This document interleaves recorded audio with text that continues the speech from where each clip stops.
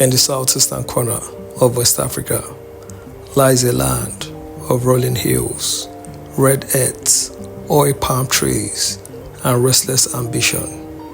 This is Igboland, home to more than 30 million people.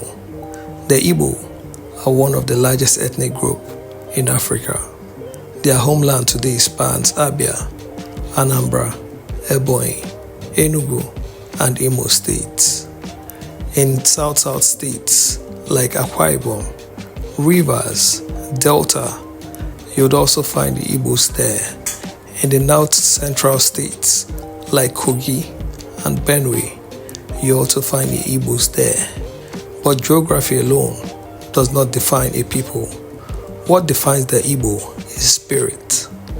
A spirit shaped by independence, forged by adversity, driven by ambition.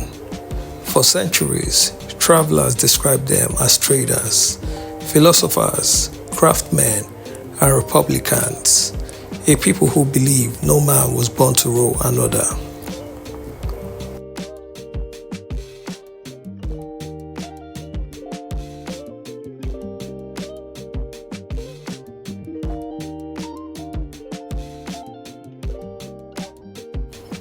Long before colonial borders, long before the name Nigeria, Igbo civilization was thriving.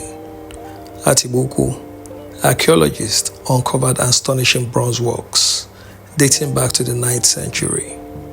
This craftsmanship rivaled medieval Europe, but unlike centralized empires like Benin or Oyo Empire, Igbo society evolved differently.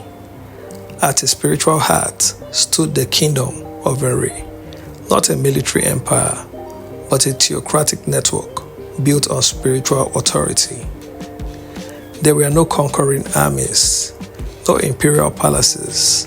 Authority flowed through belief, ritual, and consensus. This foundation would shape the Igbo worldview forever.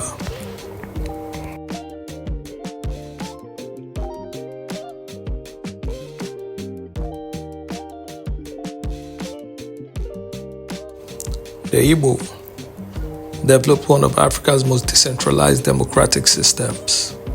Each village was a republic. Leadership was earned, not inherited. Decisions were debated in open assemblies. Titles were taken through achievements. This system produced fierce independence, competitive enterprise, social mobility, deep respect for merit. An Igbo proverb says, "A man who brings ant-infested firewood should not complain when lizards visit." Responsibility was personal. Success was personal. Failure was personal. This mindset would later fuel one of Africa's most entrepreneurial cultures in modern Africa.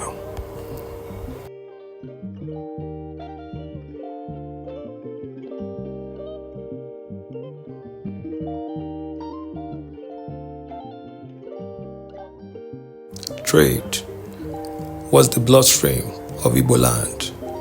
Markets connected inland villages to the Niger River and Atlantic coasts. Today, commerce still defines Igbo identity. Onitsha Main Market, one of Africa's largest markets. Owerri International Market, West Africa's informal manufacturing giant. Nnewi, Nigeria's auto parts capital. And beyond Igboland, Alaba Electronics in Lagos, auto spare parts in Kano, real estates in Abuja, diaspora trade networks in London, Houston, Guangzhou. The Igbo apprenticeship system, Igbo Boy, became a grassroots capitalist institution. A young boy learns under a master. After years of loyalty, he is settled with capital. This model has created thousands of millionaires.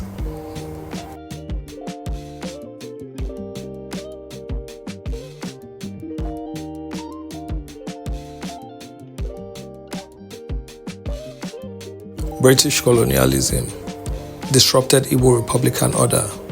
The British imposed warrant chiefs, centralized figures in a society that rejected kingship. Resistance followed. In 1929, women in Aba organized one of Africa's largest anti-colonial protests, the Aba Women's Rights. The Republican spirit would not be crushed easily.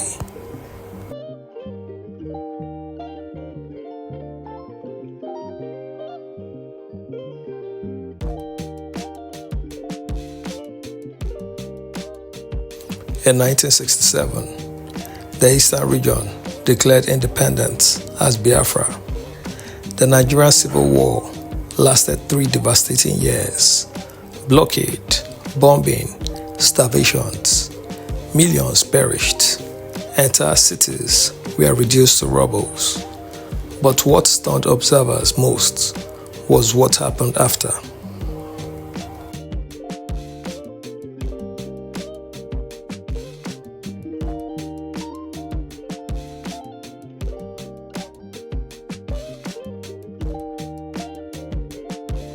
After the war, Igbo bank accounts were limited to £20, regardless of previous wealth.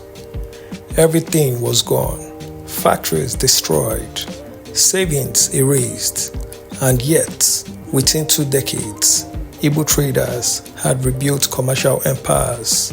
Cities like Aba, Onitsha, Owerri became booming economic hubs. It became one of Africa's greatest post-war recoveries.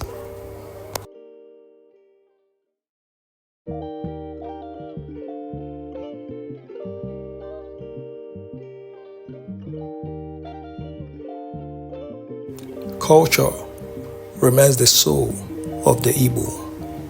The New Yam Festival, Iriji, marks harvest and gratitude.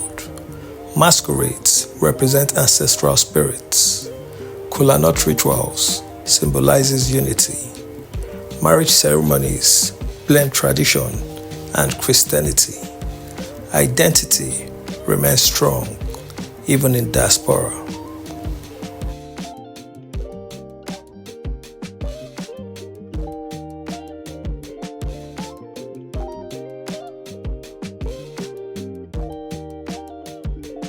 Igbo excellence extends globally.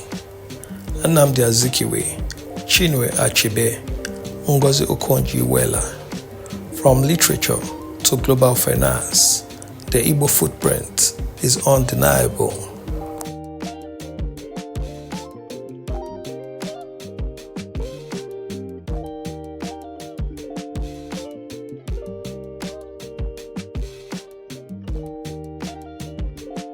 Today, the Igbo face infrastructure gaps, political marginalization debates, youth migration, security challenges, yet innovation thrives. Tech hubs in Enugu, industrial revival in Aba, new airports in Anambra. The future is unwritten.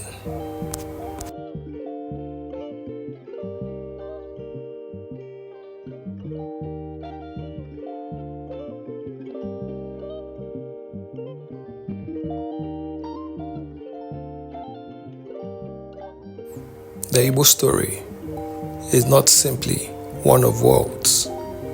It is a story of resilience, of rebuilding from ashes, of ambition without apology, a people who refuse to disappear. And as Nigeria evolves, so too will the Igbo.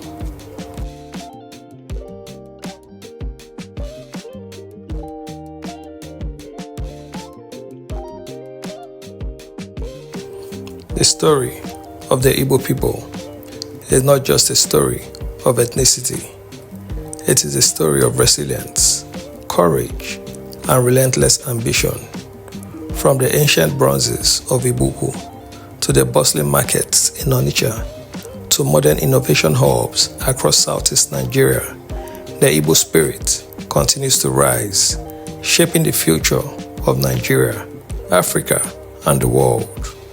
Now that you have seen their journey, the question is, how will you be inspired by it? Will you celebrate culture, honor history, or build a legacy of your own. If you enjoyed this journey through Igboland, don't forget to like this video, share it with your friends, and subscribe to 1010 Media for more epic stories from Southeast Nigeria and beyond. Turn on notification bell so you never miss our next documentary.